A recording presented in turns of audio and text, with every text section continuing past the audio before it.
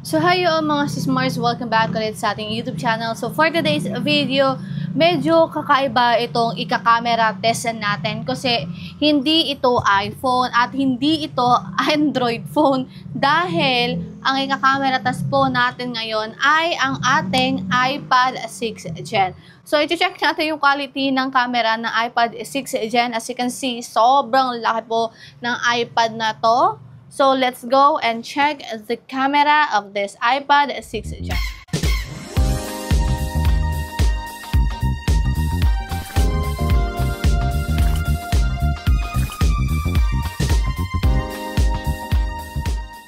But of course, mga sismars, before natin i-check yung camera quality ng ating iPad 6th Gen, saan nga ba natin mabibili itong si iPad 6th Gen? Sa recommended shops natin sa Green Hills ng mga tablets, which is yung J&J Gadget. So, kay Ate Jelly, si Ate Jelly yung supplier or direct supplier, isa sa direct supplier sa Green Hills. This is iPad 6th Gen. So, check muna natin yung specification ng iPad na to.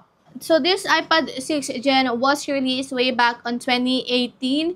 So, sa display mga sismars, meron tang 9.7 inches IPS LCD display.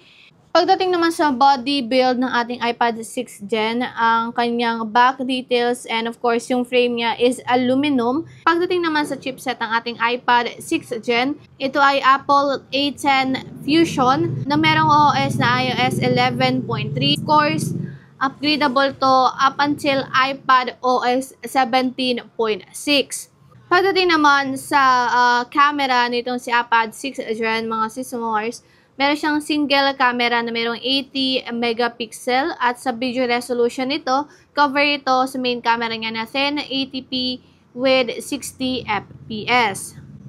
Sa selfie camera naman, ang resolution na meron siya is 1.2 megapixel na meron 720p at 30 fps. Sa storage naman mga sismars, meron kang 2 choices when it comes dito sa iPad 6th Gen. So meron tayong 32GB and also yung pinakamataas na gigabytes is yung 128GB. At by the way pala mga sismars, ito po si iPad 6th Gen natin is support ng po ng ating Apple Pen na first generation. Pagdating naman sa color preference ng iPad na to, meron lang tayong 3 choices. Meron tayong silver, gold, and also yung space gray. Sa battery capacity naman ng iPad, meron siyang 8,827 mAh battery. So that is our quick specification look when it comes sa ating iPad 6th Gen. So let's explore this iPad 6th Gen. So, as you can see, meron tong jelly case, of course, kasi kasama na yun sa freebie if magpa-purchase kayo sa J&J Gadget. So, bottom part, of course, nandito ang ating lightning port or yung charging port. We also have speaker grills in here and microphone dito. And then, we also have sa upper nandito yung power button. Sa right, nandito ang volume rocker or yung ating volume up and down. We also have here SIM tray sa right.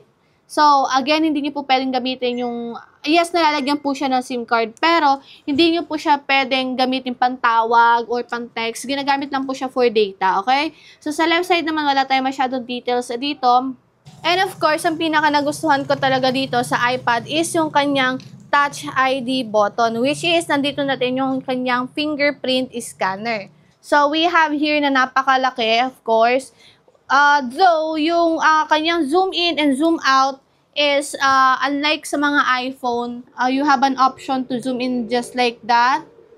But this one, parang old version siya ng pag-zoom in, of course. Yung power, yung plus and minus button.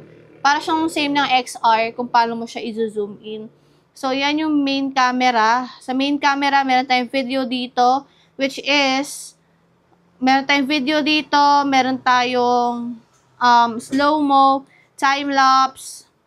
We also have here photo, square. Ayan, meron din tayong square dito and panorama. Sa front-facing camera naman, of course, we have here the same feature. As you can see my setup right there. Video, square, panorama, slow-mo, and time-lapse. So far, yan lang naman yung feature ng ating iPad 6th Gen. But you have an option here for HDR and also timer. Ayan. So, let's try to capture some video using this iPad 6th Gen. Using the main camera first. So, hold on. Video sample of iPad 6th Gen. Currently using the main camera. As you can see, here is my setup right there. Ayan. So, let's try to zoom in the video. Okay.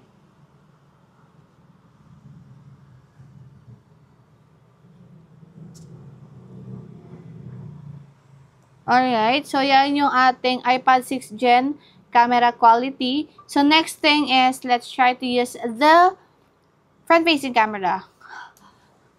Ang laki, my God! Parang nakakapanibagong mag-camera test ng iPad no? So, let's try to use this one. So, video sample of iPad 6th Gen. I'm currently using the selfie camera. Ayan, 1.2 megapixel. As you can see, ayun yung ating setup.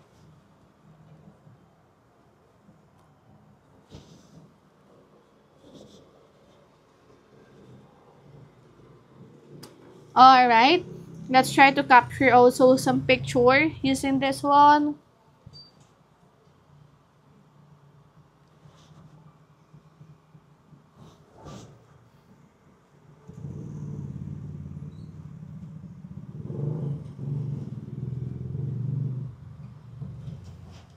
Video sample of iPad 6th Gen. Currently using the main camera. As you can see, here is my setup right there. Ayan. So, let's try to zoom in the video. Okay.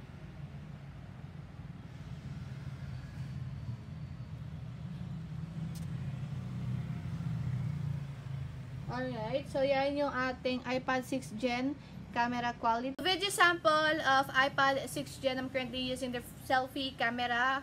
Ayan, 1.2 megapixel. As you can see, ayun yung ating setup.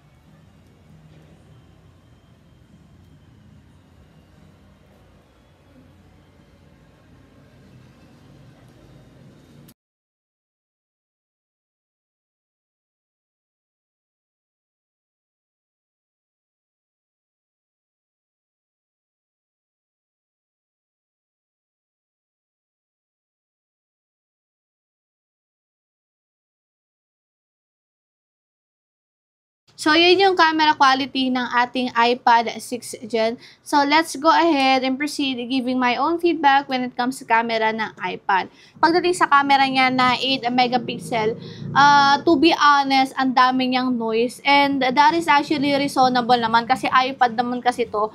And mostly kasi talaga na iPad is ginagamit natin siya for, alam mo yun na, panglaro, for work, something like that. Pero yung mga latest version ng iPad ngayon ni Apple, magaganda na yung quality ng camera. But this one, since this is 2018 naman na camera niya, reasonable din naman na bumili nito within this year. I can still, recommend this iPad 6th Gen within this year. Siguro hindi siya for vlogging or for camera. I can just recommend this one for work, para pagpanooran, or for, pag-edit nyo, pwede nyo siyang gamitin kasi malaki yung screen size nitong ating iPad 6th Gen. Pero pagdating sa camera niya, to be honest, as of today, madami na magagandang quality ng iPad na medyo maganda din naman yung camera. But 8 megapixel dito sa indoor is medyo malabo. Pero alam nyo na, siguro pag sa labas naman, maganda yung quality ng itong ating 6th Gen. But, for me, hindi ko siya marirecommend if gagamitin niyo siya pang vlog. For camera lang talaga, hindi. Siguro, pwede siyang iregalo sa mga kids na pwedeng pagpanooran or sa mga estudyante dyan, pwede niyo gamitin for work, for documents, something like that, for editing. Yes, you can use this one. So, that is just my own feedback when it comes sa camera ng ating iPad 6th Gen. Again, I can just recommend this iPad 6th Gen pagdating sa work, sa mga students na alam niyo na madaming mga activities, you can just use this. But for camera, I cannot recommend this iPod 6th Gen. So that is just my own feedback. Again, I'm not a pro when it comes to reviewing ng mga units or text. I'm just sharing my own feedback kung ano ba yung nakikita ko at napapansin ko sa mga iPads, iPhone, and also Android na binavlog po natin. So that's it. My name is Maring Ana. Thank you so much for watching. I hope nakatulong ako ng very light lang sa pag-share ng own feedback ko dito sa iPad 6th Gen. Once again, don't forget to follow me on my TikTok account, astories.ugc. Thank you so much for watching, and buyers, see you ulit sa ating next vlog.